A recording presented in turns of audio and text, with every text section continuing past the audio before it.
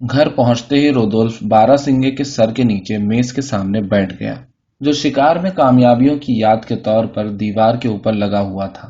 لیکن جب اس نے انگلیوں میں قلم لیا تو اس کی سمجھ ہی میں نہ آیا کہ لکھے کیا۔ چنانچہ کوہنیاں ٹیک کر وہ غور کرنے لگا۔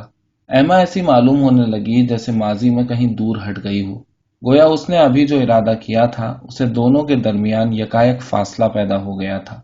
اس کی تھوڑی بہت یاد واپس لانے کے لیے وہ پلنگ کے پاس والی الماری میں سے بسکٹوں کا پرانا ڈبہ اٹھا لایا، جس میں وہ عموماً عورتوں کے خط رکھا کرتا تھا۔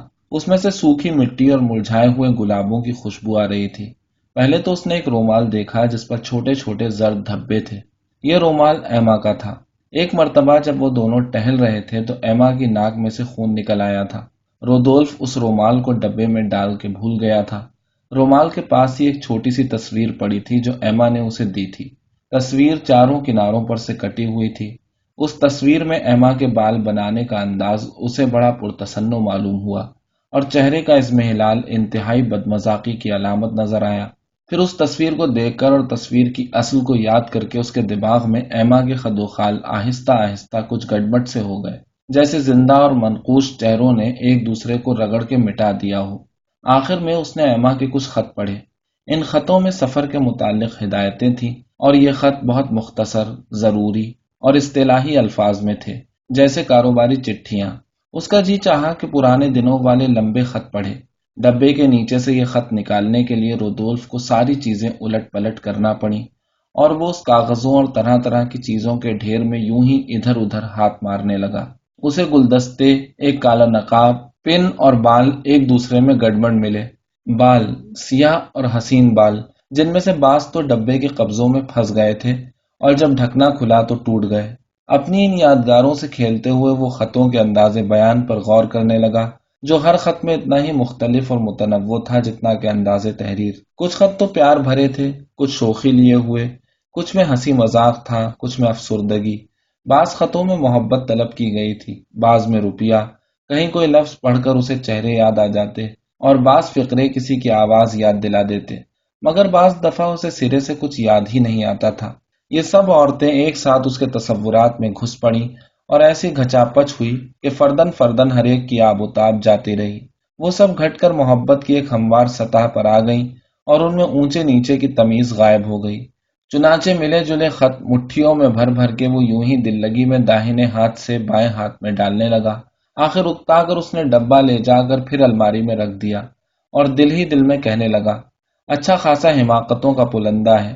یہ گویا اس کی رائے کا خلاصہ تھا، کیونکہ عشرتوں نے اسکول کے صحن میں کھیلتے ہوئے بچوں کی طرح اس کے دل کو ایسا کھوندا تھا کہ اب وہاں ہریالی اگتی ہی نہ تھی، اور جس چیز نے اس کے دل کو اپنی گزرگاہ بنایا تھا اس نے بچوں سے بھی زیادہ بے اعتنائی برتی تھی، اور اتنا بھی نہیں کیا تھا کہ بچوں کی طرح دیوار پر اپنا نام ہی کھدا ہوا چھوڑ جائے۔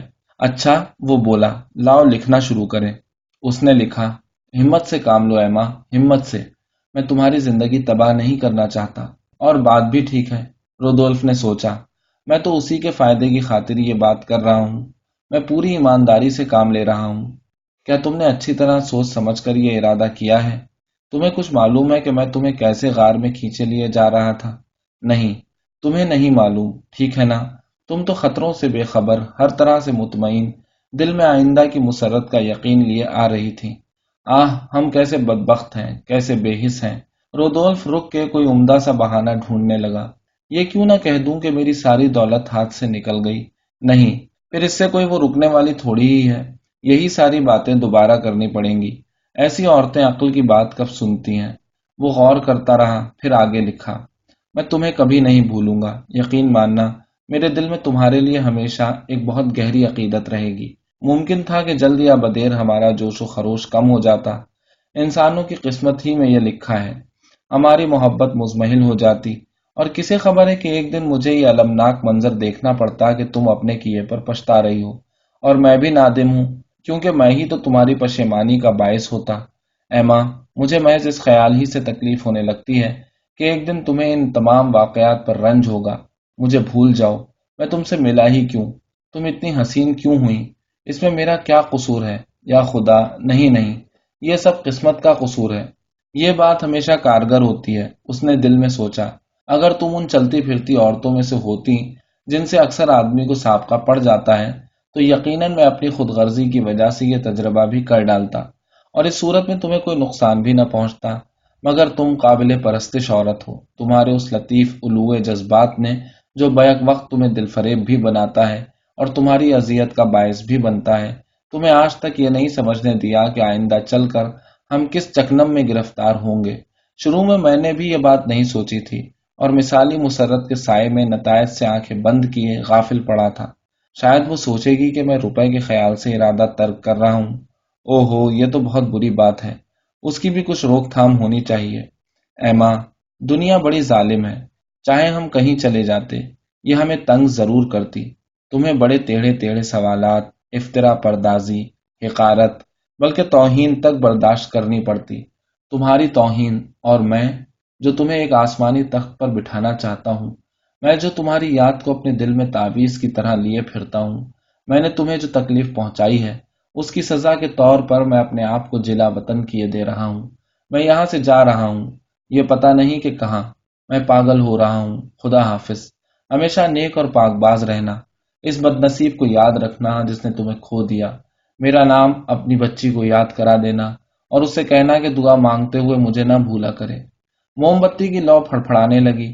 رودولف نے اٹھ کر کھڑکی بند کر لی، اور پھر جب وہ بیٹھ گیا تو سوچنے لگا، میرے خیال میں یہ خط بس بالکل ٹھیک ہے، البتہ یہ ڈر ہے کہ کہیں وہ مجھے ڈھونڈنے نہ آ جائے۔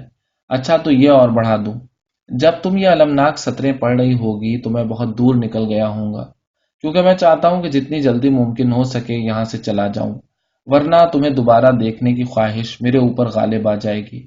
اب میں کمزوری نہیں دکھاؤں گا، میں پھر واپس آؤں گا، اور شاید کسی دن ہم اپنی پرانی محبت کے بارے میں بغیر کسی جوش و خروش کے باتیں کریں گے۔ خدا حافظ۔ اور آخر میں اس نے ایک مرتبہ پھر خدا حافظ لکھا تھا، مگر دونوں لفظ الگ الگ، خدا حافظ۔ یہ بات اس کے خیال میں بڑی خوش مذاقی کی تھی۔ اچھا، اب میں اپنا نام کیسے لکھوں؟ اس نے سوچا۔ تمہارا جانثار نہیں، تمہارا دوست، ہاں یہ ٹھیک ہے، تمہارا دوست۔ اس نے خط دوبارہ پڑھا۔ اسے خط بہت اچھا معلوم ہوا۔ بیچاری عورت، اس نے دل میں کچھ گداز محسوس کرتے ہوئے سوچا، وہ مجھے پتھر سے بھی زیادہ سخت سمجھے گی۔ خط کے اوپر کچھ آنسو ہونے چاہیے تھے، لیکن مجھے رونا ہی نہیں آ رہا، اس میں میرا کیا قصور ہے؟ اس نے ایک گلاس میں تھوڑا سا پانی لیا اور انگلی ڈبو کے کاغذ پہ بڑا سا قطرہ ٹپکایا، جس سے روشنائی کے اوپر زرد سا دھبا پڑ گیا۔ پھر جب وہ کوئی مہر تلاش کرنے لگا تو اسے وہی مہر ملی جو ایما نے دی تھی اور جس پر ایک عشقیہ کلمہ لکھا تھا، مگر یہ تو اس موقع کے لیے مناسب نہیں ہے۔ خیر کوئی بات نہیں ہے۔ اس کے بعد اس نے 3 پائپ پیے اور سونے چلا گیا۔ چونکہ وہ رات کو بہت دیر میں سویا تھا، اس لیے کوئی 2 بجے اٹھا۔ اس نے مالی کو حکم دیا کہ ایک ٹوکری خوبانیاں چنو، پھر ٹوکری کی تہ میں انگور کے پتوں کے نیچے اپنا خط رکھ دیا اور اپنے کمیرے جیرار سے کہا کہ اسے احتیاط سے مادام بواری کے پاس لے جاؤ۔ ایما سے خط و کتابت کے لیے اس نے یہی طریقہ نکال رکھا تھا، اور موسم کی مناسبت سے پھل یا شکار بھیج دیتا تھا۔ اگر وہ مجھے پوچھیں، اس نے نوکر سے کہا، تو ان سے کہنا کہ وہ کہیں سفر پہ گئے ہیں۔ یہ ٹوکری خود انہی کو دینا، انہی کے ہاتھ میں۔ جاؤ، احتیاط سے جانا۔ جیرار نے نئی قمیص پہنی، خوبانیوں کے اوپر رومال باندھا اور اپنے لوہے کے نال والے موٹے موٹے جوتوں سمیت بھاری بھاری قدم اٹھاتا یوں ویل کی طرف چل پڑا۔ جب وہ مادام بواری کے گھر پہنچا تو وہ فیلیسیتے کے ساتھ باورچی خانے کی میز پر کچھ کپڑے تہہ کر کر کے رکھ رہی تھی۔ صاحب نے آپ کے لیے یہ بھیجا ہے، کمیرے نے کہا۔ ایما دھک سے رہ گئی۔ اپنی جیب سے پیسے نکالتے ہوئے وہ نوکر کی طرف بڑی وحشتناک نظروں سے دیکھ رہی تھی، اور نوکر بھی اس کی طرف بڑے تعجب سے دیکھ رہا تھا۔ اس کی سمجھ میں نہیں آتا تھا کہ اس تحفے میں ایسی کیا بات ہے کہ آدمی یوں بے قرار ہو جائے۔ آخر وہ چلا گیا، صرف فیلیسیتے رہ گئی۔ اب ایما سے برداشت نہ ہو سکا۔ وہ سیدھی نشست گاہ کی طرف بھاگی، جیسے خوبانیاں وہیں لے جا رہی ہو۔ وہاں پہنچتے ہی ٹوکری الٹ دی، پتے ہٹائے، خط اٹھا کے کھولا اور خوف زدہ ہو کر اپنے کمرے کی طرف ایسے بھاگی جیسے پیچھے سے آگ کے شعلے لپکتے آ رہے ہوں۔ وہاں چارلز بیٹھا تھا۔ ایما کی نظر اس پر پڑی۔ اس نے ایما سے کچھ کہا۔ ایما نے سنی انسنی کر دی اور سیدھی زینے پر چڑھ گئی، سانس قابو سے باہر، پریشان صورت، مہر بلب، ہاتھ میں کاغذ کا یہ خوفناک پرزہ لیے ہوئے جو اس کی انگلیوں میں ایسے کھڑکھڑ بول رہا تھا جیسے لوہے کی چادر۔ دوسری منزل پر پہنچ کر وہ کوٹری کے دروازے کے سامنے رک گئی جو بند پڑا تھا۔ اس نے اپنے ہوش و حواس ٹھیک کرنے کی کوشش کی، پھر اسے خط یاد آیا، اسے بھی ختم کرنا تھا، مگر ہمت نہیں پڑ رہی تھی۔ کہاں پڑھے، کس طرح پڑھے، کوئی دیکھ لے گا، نہیں یہاں کیسا رہے گا؟ اس نے سوچا میرے خیال میں یہاں ٹھیک ہے۔ ایما نے دھکا دے کے دروازہ کھولا اور اندر چلی گئی۔ سیٹ کی چھت سے ایسی گرمی نکل رہی تھی کہ اس کی کنپٹیاں بھچنے اور دم گھٹنے لگا۔ وہ گھسٹتی ہوئی کھڑکی کے پاس پہنچی۔ اس نے بلائی ہٹائی تو ایک دم سے کوٹری میں ایسی روشنی آئی کہ آنکھیں چکا چوند ہو گئیں۔ سامنے چھتوں کے اس طرف کھلا میدان اتنی دور تک پھیلا چلا گیا تھا کہ نظروں سے اوجھل ہو جاتا تھا۔ نیچے چوک خالی پڑا تھا، کھڑنجے کے پتھر چمک رہے تھے، مکانوں کے اوپر مرغے بادنما بالکل بے حس و حرکت کھڑے تھے۔ سڑک کے نکڑ پر نچلی منزل سے گھوں گھوں کی آواز آ رہی تھی جو تیز ہوتی چلی جاتی تھی۔ یہ بینے تھا جو بیٹھا اپنی خراج چلا رہا تھا۔ وہ کھڑکی کی چوکھٹ سے لگ کے کھڑی ہو گئی اور غصے کے مارے طنزیہ مسکرا مسکرا کر خط کو دوبارہ پڑھا، لیکن اس نے خط پر جتنی توجہ صرف کی اس کے خیالات اتنے ہی الجھتے چلے گئے۔ رودولف کی شکل اس کی آنکھوں میں پھرنے لگی، اس کی آواز کانوں میں آئی۔ ایما نے اسے اپنے بازوؤں میں لے لیا اور اس کا دل جو سینے میں ہتھوڑے کی طرح چل رہا تھا اور بھی تیز اور بھی ناہموار رفتار سے دھڑکنے لگا۔ اس نے اپنے چاروں طرف دیکھا اور سوچنے لگی کہ کاش زمین ریزہ ریزہ ہو جائے، اس ساری مصیبت کو ختم ہی کیوں نہ کر دوں۔ کیا چیز مانے ہے، میں آزاد ہوں۔ وہ آگے بڑھی اور سڑک کے پتھروں کو غور سے دیکھا اور دل میں بولی چلو چلو۔ نیچے سے آنے والی چمکدار کرن اس کے جسم کو خلا کی طرف کھینچ رہی تھی۔ اسے کچھ ایسا معلوم ہو رہا تھا جیسے لرزتے ہوئے چوک کی زمین دیواروں کے اوپر چڑھتی چلی آ رہی ہے اور کوٹری کا فرش ایک طرف سے ایسے جھک گیا ہے جیسے ہچکولے کھاتی ہوئی کشتی۔ وہ بالکل کنارے پر پہنچ گئی تھی، تقریباً باہر لٹک رہی تھی اور اس کے چاروں طرف ناپیدا کنار خلا تھی۔ آسمان کی نیلاہٹ اس کا گلا گھونٹے دے رہی تھی، ہوا اس کے کھوکھلے سر میں چکر لگا رہی تھی۔ بس اتنی کسر تھی کہ وہ اپنے آپ کو ڈھیلا چھوڑ دے، اپنے آپ کو ہوا کی گرفت میں دے دے۔ خرات کی گھوں گھوں بند ہی نہ ہوتی تھی، ایسا معلوم ہوتا تھا جیسے کوئی غضبناک آواز اسے پکار رہی ہو۔ ایما، ایما، چارلز نے پکارا۔ وہ رک گئی۔ کدھر ہو، یہاں آؤ۔ اسے خیال آیا کہ میں موت کے منہ سے بال بال بچی ہوں تو ایسی ڈری کہ بے ہوش ہوتے ہوتے رہ گئی۔ اس نے اپنی آنکھیں بند کر لی۔ اسے اپنی آستین پر ایک ہاتھ چھوتا ہوا محسوس ہوا تو وہ لرز اٹھی۔ یہ فیلیسیتے تھی۔ صاحب آپ کا انتظار کر رہے ہیں مادام۔ کھانا میز پر لگ گیا اور اسے جا کے کھانے کی میز پر بیٹھنا پڑا۔ اس نے کچھ کھانے کی کوشش کی، نوالا اس کے حلق میں پھنس گیا۔ پھر اس نے تولیہ اٹھا کے اس طرح الٹنا پلٹنا شروع کیا جیسے رفو کرنے کے لیے دیکھ رہی ہو، اور واقعی اسے خیال آیا کہ یہی کام شروع کر دوں، اور وہ کپڑے کے تاگے گننے لگی۔ یکایک اسے خط یاد آیا۔ یہ کہاں کھو گیا، کہاں ملے گا؟ مگر اس کا دل ایسا تھکا تھکا ہو رہا تھا کہ اسے کھانا چھوڑ کے جانے کا کوئی بہانہ بھی نہ سوجھا۔ پھر اس کے دل میں ایک عجیب طرح کی بزدلی پیدا ہو گئی۔ اسے چارلز سے ڈر لگنے لگا۔ وہ سمجھی کہ چارلز یقیناً سب کچھ جانتا ہے، اور پھر چارلز نے یہ الفاظ بھی ایک عجیب انداز سے کہے۔ معلوم ہوتا ہے کہ مونسیور رودولف سے جلدی ملاقات نہیں ہوگی۔ تم سے کس نے کہا؟ وہ کانپتے ہوئے بولی۔ مجھ سے کس نے کہا؟ اس نے ایما کے لہجے کی بے ساختگی پر تعجب کرتے ہوئے جواب دیا۔ جیرارڈ نے ابھی تو کیفے کے دروازے کے سامنے ملا تھا۔ مونسیور رودولف کہیں سفر پہ گئے ہیں یا جانے والے ہیں۔ ایما نے ٹھنڈا سا سانس لیا۔ تمہیں اس پر تعجب کیوں ہوا؟ وہ تو وقتاً فوقتاً یوں ہی تبدیلی کی خاطر گھر سے باہر جاتے رہتے ہیں، اور واقعی ٹھیک بھی ہے، مال و دولت پاس ہے، اور پھر ان کی شادی بھی نہیں ہوئی۔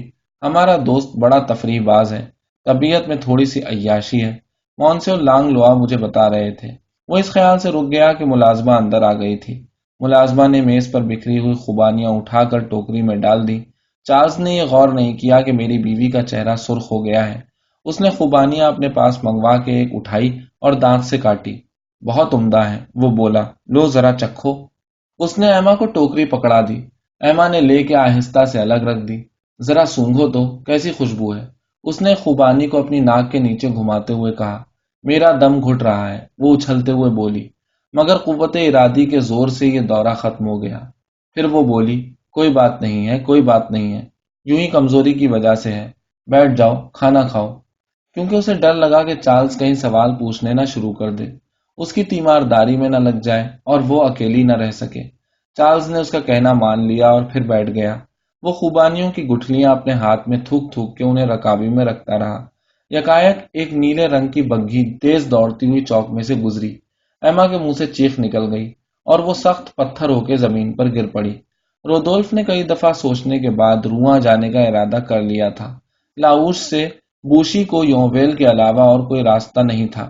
اسے گاؤں میں سے گزرنا پڑا اور ایما نے لالٹینوں کی روشنی میں اسے پہچان لیا جو جھٹپٹے میں بجلی کی طرح چمک رہی تھی۔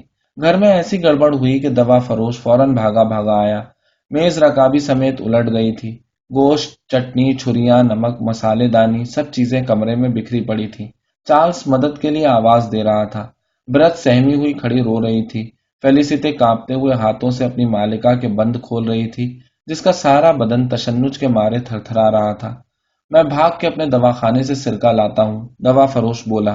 پھر جب ایما نے بوتل سونگھنے کے بعد آنکھیں کھول دی تو وہ کہنے لگا، مجھے اس دوا کا بڑا یقین ہے، اسے سونگھ کے تو مردہ اٹھ بیٹھے۔ ہم سے بولو، چارلز نے کہا، ذرا اپنے ہوش و حواس ٹھیک کرو۔ میں ہوں تمہارا چارلز، تم سے محبت کرنے والا چارلز۔ مجھے پہچانتی ہو؟ دیکھو، یہ تمہاری بچی کھڑی ہے، اسے پیار کر لو۔ بچی نے باہیں پھیلا کر اپنی ماں کے گلے سے لپٹنا چاہا، لیکن ایما نے منہ پھیر لیا اور ٹوٹی ہوئی سی آواز میں بولی، نہیں نہیں، کوئی نہیں۔ اسے پھر غش آ گیا۔ انہوں نے اسے لے جا کے بستر پہ لیٹا دیا۔ وہ بالکل سیدھی لیٹی تھی، ہونٹ الگ الگ، آنکھیں بند، ہاتھ کھلے ہوئے، بے حس و حرکت، اور ایسی سفید جیسے موم کا مجسمہ۔ آنسوؤں کی دو دھاریں اس کی آنکھوں سے بہہ رہی تھیں اور آہستہ آہستہ تکیے پر گر رہی تھیں۔ چارلز پلنگ کے سرانے کھڑا تھا اور دوا فروش بھی اس کے قریب ہی تھا۔ اس نے وہ متفکرانہ خاموشی اختیار کر رکھی تھی جو زندگی کے سنجیدہ مواقع کے شایان شان ہے۔ پریشان نہ ہوجیے، اس نے چارلز کی کوہنی چھوتے ہوئے کہا، میرا تو خیال ہے کہ دورہ ختم ہو گیا۔ ہاں، اب تو ذرا آرام کر رہی ہے، چارلز نے اسے سوتے ہوئے دیکھ کر کہا۔ بیچاری، اب تو سو گئی۔ پھر اومے نے پوچھا کہ یہ حادثہ پیش کیسے آیا؟ چارلز نے جواب دیا کہ وہ خوبانی کھا رہا تھا، اتنے میں یکایک یہ دورہ پڑ گیا۔ عجیب بات ہے، دوا فروش نے کہا، لیکن شاید خوبانیوں کی وجہ سے ہی غش آیا ہو۔ بعض لوگوں کا مزاج ہی ایسا ہوتا ہے کہ ان پر چند خاص قسم کی خوشبوؤں کا اثر بڑی جلدی ہوتا ہے۔ یہ بڑا عمدہ مسئلہ ہے، اس کا تو طبی اعتبار سے بھی مطالعہ ہونا چاہیے اور علم الابدان کی روح سے بھی۔ پادریوں کو اس کی اہمیت کا پتہ ہے، اسی وجہ سے وہ اپنی تمام رسموں میں خوشبو ضرور استعمال کرتے ہیں۔ مقصد یہ ہوتا ہے کہ حواس معطل ہو جائیں اور وجد کی کیفیت طاری ہو جائے۔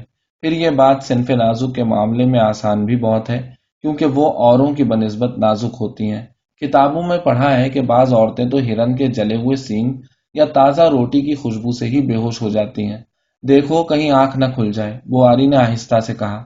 دوا فروش نے اپنی بات جاری رکھی، نہ صرف انسان بلکہ جانوروں میں بھی ایسی ہی عجیب و غریب باتیں پائی جاتی ہیں۔ چنانچہ آپ تو جانتے ہی ہوں گے کہ بلیوں پر پودینے کا اثر بڑا شہوانی قسم کا ہوتا ہے۔ اس کے برخلاف مجھے ایک ایسی مثال یاد ہے جس کی تصدیق میں خود کر سکتا ہوں۔ میرے ایک دوست ہیں، بریدو، جن کی دکان آج کل ریو مال پولیو میں ہے۔ ان کے پاس ایک ایسا کتا ہے کہ اگر آپ نسوار کی ڈبیا اس کے سامنے کر دیں تو مارے چھینکوں کے اس کی حالت خراب ہو جاتی ہے۔ بریدو اپنے گرمیوں والے مکان میں دوستوں کے سامنے اکثر یہ تجربہ کیا کرتے ہیں۔ بھلا کسی کو یقین آئے گا کہ ایسی معمولی سی چیز ایک جانور کے اعصابی نظام پر ایسا خوفناک اثر کر سکتی ہے؟ بڑی عجیب بات ہے، کیوں ہے نا؟ ہاں، چارلز نے کہا، جو اس کی بات سن ہی نہیں رہا تھا۔ دوا فروش اس طرح مسکراتے ہوئے بولا جیسے اپنے آپ سے بہت مطمئن اور ساری دنیا پر مہربان ہوں۔ اس سے ہمیں پتہ چلتا ہے کہ اعصابی نظام میں لاتعداد بے قاعدگیاں ہیں، اور رہا مادام کا معاملہ، تو میں آپ سے صاف کہتا ہوں کہ مجھے تو ہمیشہ وہ بہت کمزور معلوم ہوئی ہیں۔ میں تو آپ کو کبھی ایسی دوائیں استعمال کرنے کا مشورہ نہیں دوں گا جو دعویٰ تو کرتی ہیں مرض کی جڑوں کو دور کرنے کا اور نقصان پہنچاتی ہیں اعصابی نظام کو۔ نہیں، ایسی بیکار دواؤں کے پاس نہ پھٹکیے۔ غذا، بس اصل چیز تو یہ ہے۔ ایسی چیزیں کھانے کو دیجیے جو تسکین آور اور ملین ہوں، اور پھر کیا آپ کے خیال میں ان کے دماغ پر اثر ڈالنے کے لیے بھی کوئی ترکیب اختیار کرنی چاہیے یا نہیں؟ کس طریقے سے، کیسے؟ بواری نے کہا۔ ہاں، یہ بات ہے، یہ ہے اصل سوال۔ جیسا میں ابھی اس دن اخبار میں پڑھ رہا تھا، یہ ہے اصلی سوال۔ لیکن ایما کی آنکھ کھل گئی اور وہ چیخ چیخ کے کہنے لگی، خط خط! ان لوگوں نے سمجھا کہ اسے سرسام ہو گیا ہے، اور واقعی آدھی رات تک ہو بھی گیا۔ 43 دن تک چارلز اس کی پٹی کے پاس سے ہلا نہیں۔ اس نے مطب کا کام بھی چھوڑ دیا۔ اب وہ اپنے بستر پر بھی جا کے نہیں لیٹتا تھا، بس بیٹھا اس کی نبض دیکھتا رہتا یا کپڑا بھگو بھگو کے ماتھے پر رکھتا رہتا۔ وہ زوشتے کو برف لینے نیف شاتل بھیجتا، برف راستے میں پگھل جاتا، زوشتے کو دوبارہ بھیجا جاتا۔ اس نے مونسر کانیوے کو مشورے کے لیے بلایا، پھر اپنے استاد ڈاکٹر لاری ویل کو رواں سے بلایا۔ وہ بالکل مایوس ہو چکا تھا۔ جو چیز اسے سب سے زیادہ پریشان کرتی تھی وہ یہ کہ ایما بالکل بے حس و حرکت پڑی تھی۔ وہ نہ تو بولتی تھی نہ سنتی تھی، بلکہ یہ تک نہیں معلوم ہوتا تھا کہ اسے کوئی تکلیف ہے، جیسے اس کا جسم اور روح دونوں تمام مصیبتیں اٹھانے کے بعد آرام کر رہے ہوں۔ اکتوبر کے درمیان میں وہ تکیوں کا سہارا لے کر بستر پہ بیٹھنے لگی۔ جب چارلز نے اسے پہلی مرتبہ روٹی اور مربع کھاتے ہوئے دیکھا تو وہ رو پڑا۔ ایما کی قوت واپس آتی گئی۔ ایک دن تیسرے پہر کو وہ چند گھنٹوں کے لیے بستر سے اٹھ کھڑی ہوئی، اور ایک دن اس کی طبیعت اتنی اچھی معلوم ہوئی کہ چارلز نے اپنے بازو کا سہارا دے کر اسے باغ میں ٹہلایا۔ پگڈنڈیوں کا ریت مردہ پتیوں کے نیچے غائب ہو گیا تھا۔ وہ آہستہ آہستہ چل رہی تھی۔ اس کی سلیپریں گھسٹ رہی تھیں اور وہ چارلز کے کندھے پر جھکی ہوئی تھی۔ اس تمام سیر کے دوران میں وہ مسکراتی رہی۔ وہ دونوں باغ کے آخری کونے پر شہنشین کے پاس تک گئے۔ وہ آہستہ آہستہ پنجوں کے بل کھڑی ہو گئی اور آنکھوں پر ہاتھ کا سایہ کر کے دیکھنے لگی۔ جہاں تک نظر کام کر سکی اس نے خوب غور سے دیکھا، مگر افق پر صرف گھاس کے بڑے بڑے ڈھیر پہاڑیوں پر جلتے اور دھواں دیتے نظر آ رہے تھے۔ میری جان، تھک جاؤ گی، بواری نے کہا، اور وہ اسے آہستہ آہستہ سہارا دے کر کنج کی طرف لے گیا۔ اس نشست پہ بیٹھ جاؤ، یہاں آرام رہے گا۔ نہیں، وہاں نہیں، ایما نے لڑکھڑاتی ہوئی آواز میں کہا۔ اسے چکر آ گیا اور اس شام سے اس کی بیماری پھر شروع ہو گئی۔ اب کی بیماری اور بھی مبہم قسم کی تھی اور علامات پہلے سے بھی زیادہ پیچیدہ تھیں۔ کبھی اس کے دل میں درد ہوتا، کبھی سینے میں، کبھی سر میں، کبھی دوسرے اعضاء میں۔ اسے قیبی اکثر آنے لگی۔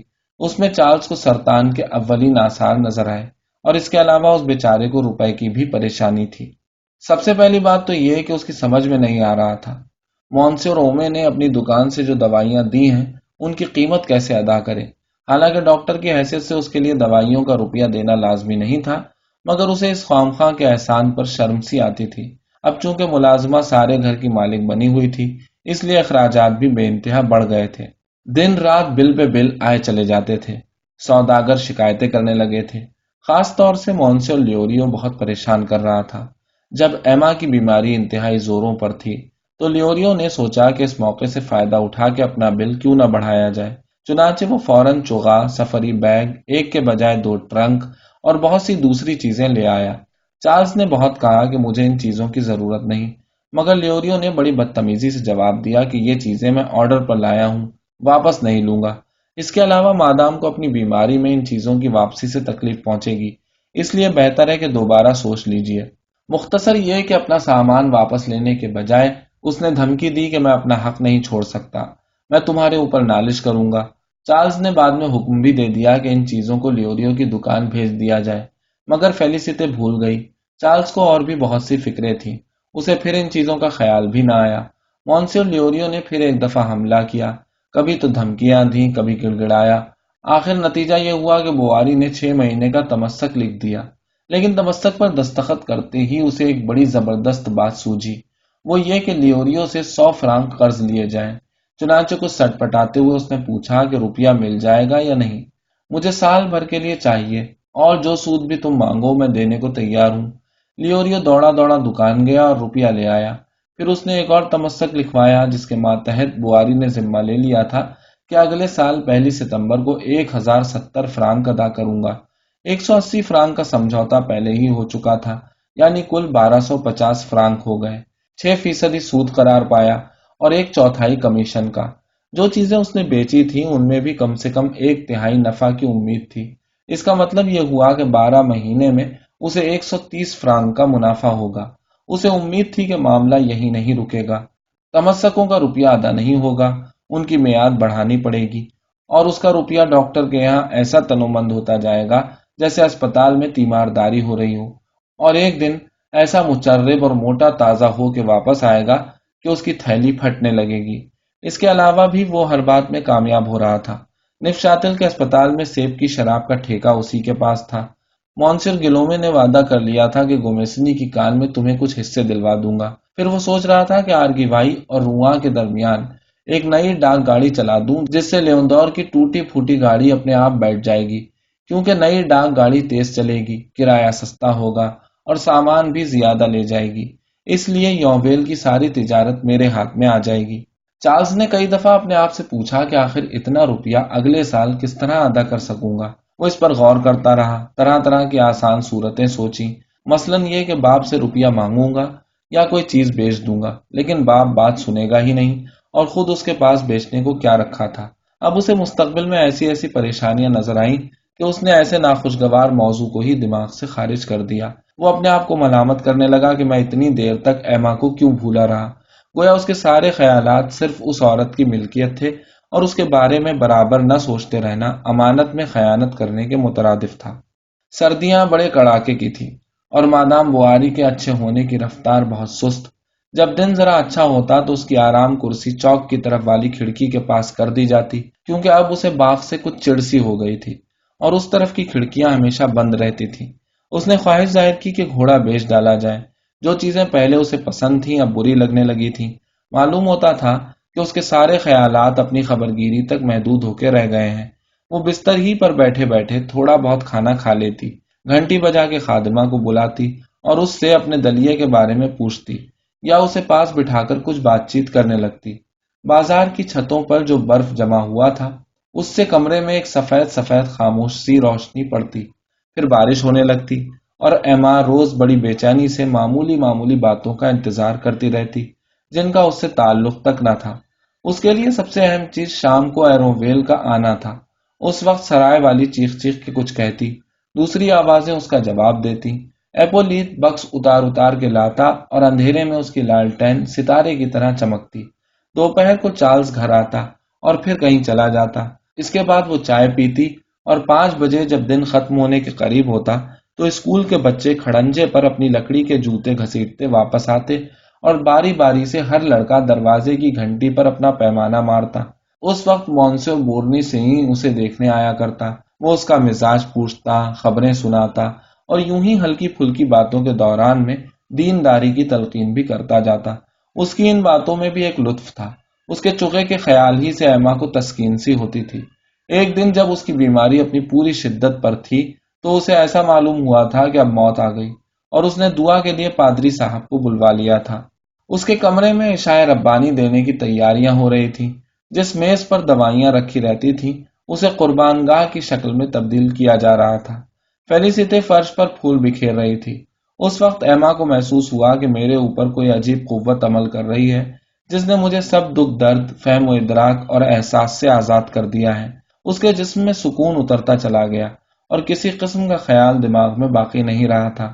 ایک نئی زندگی شروع ہو رہی تھی۔ اسے معلوم ہو رہا تھا کہ میرا وجود عرش کی طرف بلند ہوتا جا رہا ہے، اور خدا کی محبت میں اس طرح فنا ہو جائے گا جیسے جلتے ہوئے بخورات دھوئیں میں جذب ہو جاتے ہیں۔ بستر پر مقدس پانی چھڑکا گیا۔ پادری نے مقدس صندوقچے میں سے پتلی سی سفید روٹی نکالی۔ جب ایما نے مسیح کا گوشت اپنے ہونٹوں میں لیا تو ایسا سرمدی نشاط حاصل ہوا کہ اسے غش سا آ گیا۔ مسحری کے پردے اس کے گرد بادلوں کی طرح لہرانے لگے، اور میز پر جلتی ہوئی دونوں موم بتیاں ایسے چمکنے لگی جیسے درخشاں ہالے۔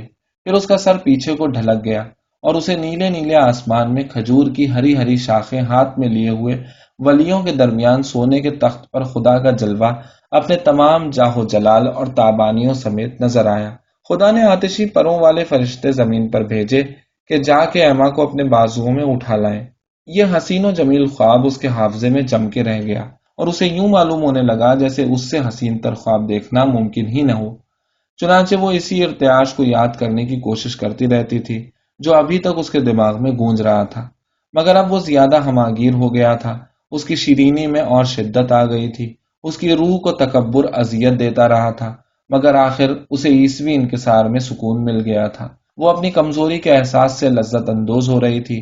وہ دیکھ رہی تھی کہ میرے اندر قوت ارادی مرتی جا رہی ہے، اور میری روح میں آسمانی رحمتوں کی آمد کے لیے راستہ کھل گیا ہے۔ اب اسے پتا چلا کہ دنیاوی خوشی سے بھی بڑی مسرتیں ہوتی ہیں۔ تمام محبتوں سے بھی ماورا ایک محبت ہے، لا انتہا اور لا زوال، جو ہمیشہ بڑھتی ہی جاتی ہے، کبھی گھٹتی نہیں۔ امید کی خود فریبیوں میں اسے ایک عجیب و غریب پاکیزگی زمین میں سے اوپر اڑتی ہوئی اور آسمانوں کو چھوتی ہوئی نظر آئی، اور وہ اسے حاصل کرنے کی تمنا کرنے لگی۔ اس کا جی چاہتا تھا کہ میں بھی ولیہ بن جاؤں۔ وہ تسبیحیں خرید لائی اور گلے میں تعویذوں کے ہار ڈالے رکھنے لگی۔ پھر اس نے یہ خواہش ظاہر کی کہ میرے کمرے میں پلنگ کے پاس ہیروں سے جڑا ہوا تبرکات کا صندوقچہ رکھ دیا جائے تاکہ میں ہر روز شام کو اسے بوسہ دیا کروں۔ پادری کو اس اچانک تبدیلی پر بڑا تعجب ہوا، مگر اس نے ساتھ ہی ساتھ یہ بھی سوچا کہ ایما کی مذہبیت اس جوش و خروش اور غلو کی وجہ سے کہیں کفر نہ بن جائے۔ لیکن چونکہ ان معاملات میں اس کا علم بہت محدود تھا، اس لیے خاص حد تک پہنچنے کے بعد اس نے اسقف اعظم کے کتب فروش مونسر بولار کو لکھا کہ ایک بہت پڑھی لکھی اور ذہین خاتون کے لیے مجھے کچھ کتابیں بھیج دیجیے۔ کتب فروش نے ایسی بے اعتنائی سے کام لیا جیسے حبشیوں کو لوہے کا سامان بھیج رہا ہو، اور ان دنوں جن مذہبی کتابوں کا فیشن تھا سب علم غلم بھر کے بھیج دیں۔ کچھ تو سوالات اور جوابات کی چھوٹی چھوٹی کتابیں تھیں، کچھ مونسر دمیستر کے انداز کے رسالے تھے جن کا لہجہ بہت سخت تھا، اور کچھ گلابی جلدوں والے ناول تھے جن کا انداز بیان بڑا شیریں تھا اور جو شعر و سخن کے رسیا پادریوں یا اپنے گناہوں سے تائب ہو جانے والی بڈھی کنواریوں کے لکھے ہوئے تھے۔ ایک کتاب کا نام تھا ذرا غور کرو، ایک دنیا دار مریم کے قدموں پر از مونسیور خطاب یافتہ۔ ایک کتاب اور تھی، والٹیر کی غلطیاں نوجوانوں کے فائدے کے لیے، اور اعلی حاصل قیاس۔ مادام بواری کا دماغ ابھی ایسا تندرست نہیں ہوا تھا کہ وہ سنجیدگی سے کوئی کام کر سکے۔ اس کے علاوہ اس نے ان کتابوں کا مطالعہ بڑی جلدی میں شروع کیا تھا۔ اسے مذہبی اعتقادات پر بڑی جھنجھلاہٹ ہونے لگی۔ مناظرے اور مباحثے کی کتابوں میں اسے ایک تو نخوت بہت بری لگی، اور دوسرے یہ کہ مصنف ایسے لوگوں پر بات بے بات کے حملے کیے چلا جاتا تھا جنہیں وہ جانتی تک نہ تھی۔ غیر مذہبی کہانیاں جن میں مذہب منہ کا مزہ بدلنے کے لیے بیچ بیچ میں آ جاتا تھا، پڑھی تو معلوم ہوا کہ ان کے مصنف دنیا سے بالکل واقف ہی نہیں ہیں۔ چنانچہ بغیر محسوس ہوئے ان کہانیوں نے اسے ان حقائق کے خلاف کر دیا جن کے ثبوت وہ ڈھونڈ رہی تھی۔ بہرحال اس نے بڑی مستقل مزاجی سے کام لیا، اور جب وہ کتاب ختم کر کے رکھتی تو یہ تصور کرتی کہ میرے اوپر ایسی لطیف عیسوی افسردگی طاری ہے جو صرف ایک مصفہ و منزہ روح محسوس کر سکتی ہے۔ رہی رودولف کی یاد تو ایما نے اسے اپنے دل کے تہوں میں پہنچا دیا تھا، اور یہ یاد وہاں بالکل بے حس و حرکت اور بڑے احترام کے ساتھ دبی ہوئی تھی، جیسے زمین دوز مقبرے میں کسی بادشاہ کی ممی۔ اس ہنوز شدہ محبت میں سے ایک ایسی خوشبو رس رہی تھی جو ہر چیز میں اترتی چلی جا رہی تھی، اور اس بے داغ فضا کو پیار سے معطر کر دیتی تھی جس میں ایما ہمیشہ ہمیشہ ڈوبا رہنا چاہتی تھی۔ جب وہ دعا مانگنے کے لیے اپنی گوتھک انداز کی تپائی پر گھٹنے ٹیک کے جھکتی تو خدا کو مخاطب کر کے وہی شیریں اور لطیف جملے کہتی جو زناکاری کے وفور میں اس نے اپنے عاشق سے کہے تھے۔ یہ باتیں وہ اس لیے کرتی تھی کہ کسی طرح اس کے دل میں اعتقاد پیدا ہو جائے، لیکن آسمان سے وہ غیر زمینی لذائذ اترتے ہی نہ تھے، اور جب وہ دعا مانگ کے اٹھتی تو اس کا بدن تھکا تھکا سا ہوتا اور اسے ایک زبردست فریب کا ہلکا ہلکا سا احساس ہو رہا ہوتا۔ ایمان کی یہ جستجو اسے اپنی ایک اور خوبی نظر آئی، اور اپنی دینداری پر اسے ایسا غرور ہوا کہ وہ اپنا مقابلہ پرانے زمانے کی ان بلند رتبہ خاتونوں سے کرنے لگی جن کی عظمت کا خواب وہ لاویلیر کی تصویر اپنے سامنے رکھ کے دیکھا کرتی تھی۔ وہ خاتونیں جو اپنے لمبے لمبے لباسوں کے بیل دار دامن بڑی شان کے ساتھ زمین پہ گھسیٹتی ہوئی خلوت میں چلی جاتی تھیں، اور زندگی کے ستائے ہوئے دلوں کے آنسو مسیح کے قدموں پر بہا دیا کرتی تھیں۔ پھر اس نے بڑے دل کھول کے خیرات دینی شروع کر دی۔ وہ غریبوں کے لیے کپڑے سینے لگی، زچاؤں کے لیے جلانے کو لکڑی بھیجنے لگی، اور ایک دن چارلز گھر لوٹا تو دیکھا کہ 3 مستنڈے باورچی خانے کی میز پر بیٹھے شوربہ پی رہے ہیں۔ ایما کی بیماری کے زمانے میں چارلز نے بچی کو دایا کے پاس واپس بھیج دیا تھا۔ ایما نے اسے بلوا لیا۔ وہ بچی کو اپنے آپ پڑھانا چاہتی تھی۔ برت رونے لگتی تب بھی وہ نہ گھبراتی۔ اس نے ارادہ کر لیا تھا کہ انتہائی صبر سے کام لوں گی، کسی کی غلطی پر ناراض نہیں ہوں گی۔ وہ ہر چیز کے بارے میں بڑے مثالی قسم کے کلمے استعمال کرنے لگی تھی۔ وہ اپنی بچی سے کہتی، تمہارے پیٹ کا درد اچھا ہو گیا میری ننھی۔ بڑی مادام بواری کو ان باتوں میں کوئی خرابی نظر نہیں آتی تھی، بس یہ چیز ضرور کھٹکتی تھی کہ ایما کو یتیموں کے لیے سویٹر بننے کا میراث ہو گیا تھا، مگر گھر کے کپڑے کبھی نہیں ٹھیک کرتی تھی۔ لیکن چونکہ بڑھیا اپنے گھر کے جھگڑوں سے تنگ آ گئی تھی، اس لیے اسے اس خاموش اور پرسکون مکان میں بڑا اطمینان نصیب ہوا، اور وہ ایسٹر کے بعد تک ٹھہری رہی تاکہ بڈھے بواری کے تانوں تشنوں سے کچھ دن تو محفوظ رہے جو گڈ فرائیڈے کے دن اوجھڑی ضرور پکواتا تھا۔ ایک تو ایما کو اپنی ساس کی ہم نشینی حاصل تھی جو عادات و اطوار کی سنجیدگی اور اپنی صلابت رائے سے اس کی ہمت مضبوط کرتی رہتی تھی۔ اس کے علاوہ ایما کے پاس روزانہ اور بھی ملاقاتی آتے رہتے تھے، مثلاً مادام لانگلوا، مادام کاروں، مادام دیو بریوی اور مادام توواش۔ 2 بجے سے لے کر 5 بجے تک نیک دل مادام اومے بڑی باقاعدگی سے اس کے پاس آ کے بیٹھتی۔ ایما کے بارے میں جتنی افواہیں اڑی تھیں اسے ان کا بالکل اعتبار نہیں آیا تھا۔ اومے کے بچے بھی اس کے پاس آیا کرتے تھے، جوشتے ان کے ساتھ ہوا کرتا تھا۔ وہ بچوں کے ساتھ کمرے تک آتا اور دروازے کے پاس بالکل چپ چاپ اور بے حس و حرکت کھڑا ہو جاتا۔ مادام بواری اکثر اس کا خیال بھی نہ کرتی اور بال بنانے لگتی۔ وہ پہلے تو بالوں میں سے کنگھا نکال لیتی اور پھر تیزی سے سر ہلا کے بال بکھیر دیتی۔ جب جوشتے نے پہلی مرتبہ بالوں کا یہ ڈھیر اور کالے کالے چھلے ایما کے گھٹنوں تک لٹکتے دیکھے تو اس بیچارے کو ایسا معلوم ہوا جیسے کسی نئی اور عجیب سرزمین میں یکایک داخل ہو گیا ہو اور اس کی شان و شوکت سے مبہوت ہو کے رہ جائے۔ ایما کی نظر جوشتے کی خاموش توجہات یا اس کی ہچکچاہٹ پر نہیں پڑی۔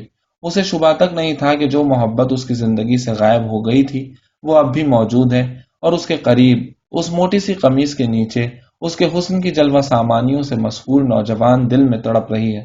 اس کے علاوہ اب وہ تمام چیزوں سے ایسی بے اعتنائی برتنے لگی تھی، انتہائی ملاطفت آمیز الفاظ ایسے تکبر کے ساتھ کہتی تھی، اس کے طور طریقوں میں ایسا تضاد آ گیا تھا کہ خود پرستی اور رحم، بد افعالی اور پاک بازی میں تمیز ہی نہیں ہوتی تھی۔ مثلاً ایک شام کا واقعہ ہے کہ اسے اپنی ملازمہ پر بہت غصہ آیا کیونکہ اس نے باہر جانے کی اجازت مانگی تھی اور کوئی عذر تراشنے کی کوشش میں ہکلانے لگی تھی۔ پھر وہ یکایک بولی، اچھا تو تمہیں اس سے محبت ہے؟ فیلیسیٹی شرم کے مارے سرخ ہو گئی۔ ایما نے جواب کا بھی انتظار نہیں کیا اور بولی، ٹھیک، جاؤ، بھاگ جاؤ، خوب مزے کرو۔ بہار کے شروع میں بواری کے منع کرنے کے باوجود اس نے باغ کی کیاریوں کو یہاں سے وہاں تک کھدوا ڈالا۔ بہرحال چارلز کو یہ دیکھ کر خوشی ہوئی کہ اس نے آخر کسی نہ کسی قسم کی خواہش کا اظہار تو کیا۔ جیسے جیسے اس میں طاقت آتی گئی اس کی خودسری بڑھتی گئی۔ پہلے تو اس نے موقع ڈھونڈ کر دایا میرولے کو گھر سے نکالا، جو اس کی بیماری کے زمانے میں باورچی خانے میں بہت زیادہ آنے لگی تھی، اور اپنے ساتھ 2 بچوں اور ایک آدمی کو بھی لانے لگی تھی جو اسی کے یہاں کھانا کھاتا تھا اور جس کے دانت آدم خوروں سے بھی زیادہ تیز تھے۔ پھر ایما نے اومے کے خاندان سے بھی پیچھا چھڑایا اور باری باری سے دوسرے ملاقاتیوں کا آنا بھی بند کر دیا، بلکہ گرجا جانے کے معمول میں بھی کمی آ گئی۔ اس بات سے دوا فروش بہت خوش ہوا اور اس سے بڑے دوستانہ لہجے میں کہنے لگا، ایسا معلوم ہونے لگا تھا کہ آپ تو راہبہ بننے والی ہیں۔ پہلے کی طرح مونسر بورنی سے ہی لڑکوں کو دینیات پڑھانے کے بعد اب بھی روزانہ آتا تھا۔ اسے کنج میں بیٹھ کے ہوا کا مزہ لینے کے بجائے گھر سے باہر جانا زیادہ پسند تھا۔ یہی وقت چارلز کے گھر آنے کا تھا۔ دونوں کو گرمی لگتی ہوتی، چنانچہ سیب کی میٹھی شراب آتی اور وہ دونوں مادام کا جام صحت پیتے اور دعا مانگتے کہ وہ بالکل اچھی ہو جائیں۔ بینے بھی وہاں موجود ہوتا، یعنی کچھ دور ہٹ کر شہنشین کی دیوار کے پاس مچھلیاں پکڑ رہا ہوتا۔ بواری اسے شراب کے لیے بلاتا، وہ پتھر کی بوتلوں کی ڈاٹ کھولنا خوب جانتا تھا۔ وہ منظر کے آخری سرے تک بڑی خود اطمینانی کی نظر ڈالتے ہوئے کہتا، بوتل کو میز پر بالکل سیدھا کھڑا کیجیے اور ڈوریاں کاٹنے کے بعد ڈاٹ کو آہستہ آہستہ اوپر کھینچیے، آہستہ آہستہ، بہت آہستہ آہستہ، جیسے ہوٹلوں میں کھاری پانی کی بوتل کھولتے ہیں۔ لیکن اس مظاہرے کے دوران میں شراب اکثر اچھل کے ان کے منہ پر آ پڑتی اور پھر پادری موٹی سی ہنسی ہنس کے اپنا یہ فقرہ ضرور دہراتا، اس کی اچھائی تو آنکھوں میں کھبی جاتی ہے۔